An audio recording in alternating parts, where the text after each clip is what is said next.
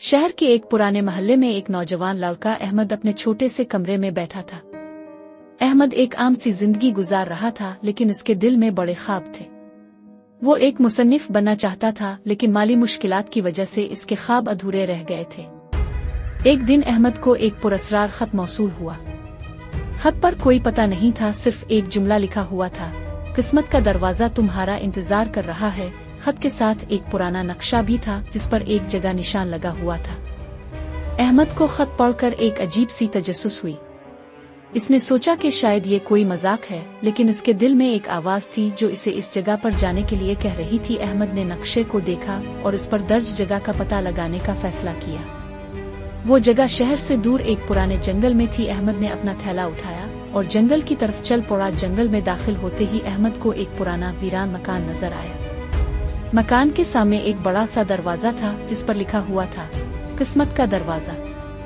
अहमद ने दरवाजा खोला और अंदर दाखिल हो गए। मकान के अंदर अहमद को एक पुराना कमरा नजर आया, जिसमें एक बड़ी सी मेज रखी हुई थी। मेज पर एक पुराना किताब थी, जिसका उन्वान था, जमाने के राज। अहमद ने किताब को उठाया और उसके सफ़हात पलटने शुरू किए। किताब में एक कहानी थी, जिसमें एक शख्स का जिक्र था जिसने किस्मत के दरवाजे को तलाश किया और उसके बाद उसकी जिंदगी बदल गई। अहमद को लगा कि ये किताब इसके लिए एक पैगाम है। अचानक अहमद को एक आवाज सुनाई दी। वो आवाज कमरे के एक कोने से आ रही थी। अहमद ने देखा कि एक पुरस्कार शख्स वहां खड़ा है। शख्स ने कहा, तुम्हें यहाँ आने का इंतजार था। अहमद ने पूछा, तुम कौन हो? शख्स ने जवाब दिया, मैं वो हूँ जो किस्मत के दरवाजे की हिफाजत करता हूँ। तुम्हारे पास एक मौका है कि तुम अपनी किस्मत बदल सको, लेकिन इसके लिए तुम्हें एक इम्तिहान से गुजरना होगा। पुरस्कार शख्स ने अहमद को एक पुराना संदूक दिया और कहा, इस संदूक में तुम्हारी किस्मत छपी हुई है, लेकिन इसे खोलने के लिए तुम्हें 3 राज को हल करना हो। अहमद ने संदूक को खोलने की कोशिश की, लेकिन वो नहीं खुला। इसे लगा कि ये संदूक कोई आम चीज नहीं है। इसने पुरस्कार शख्स से पूछा, मैं राज को कैसे हल करूं? शख्स ने कहा, तुम्हें अपने अंदर की आवाज सुननी होगी और अपने दिल की पैरवी करनी होगी। अहमद ने संदूक के इर्द गिर्द घूमना शुरू किया और इस पर लिखी हुई तहरीरों को पढ़ा। इसे 3 सवालों के जवाबात तलाश करने थे। तुम्हारा सबसे बड़ा ख्वाब क्या है? तुम्हारी सबसे बड़ी ख्वाहिश क्या है? तुम्हारी जिंदगी का मकसद क्या है?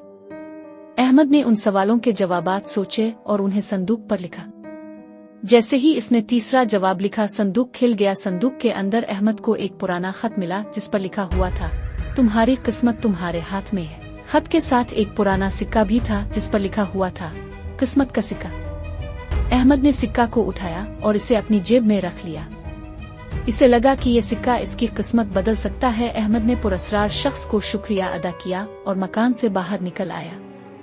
जैसे ही वो बाहर निकला, मकान गायब हो गया, जैसे वो कभी था ही नहीं। अहमद ने जंगल से वापस शहर का रुख किया और अपने घर पहुंच गया। इसे लगा कि इसकी जिंदगी में एक नया बाब शुरू हो गया है। अहमद ने सिक्का को अपनी जेब में रखा और अपनी जिंदगी को बेहतर बनाने के लिए मेहनत करना शुरू कर दी। इसने अपनी तहरीरों को दुनिया के सामने पेश किया और जल्द ही एक मशहूर मुसन्निफ बन गया। अहमद को लगा कि किस्मत का दरवाजा इसके लिए एक मौका था, जिसने इसकी जिंदगी बदल दी। अहमद की कहानी हमें ये सबक देती है कि अगर हम अपने ख्वाबों पर यकीन रखें और उन्हें पूरा करने के लिए मेहनत करें, तो कोई भी मुश्किल हमें रोक नहीं सकती। अहमद ने किस्मत के दरवाजे को तलाश किया और उसकी मेहनत ने इसके लिए नए रास्ते खोल दिए।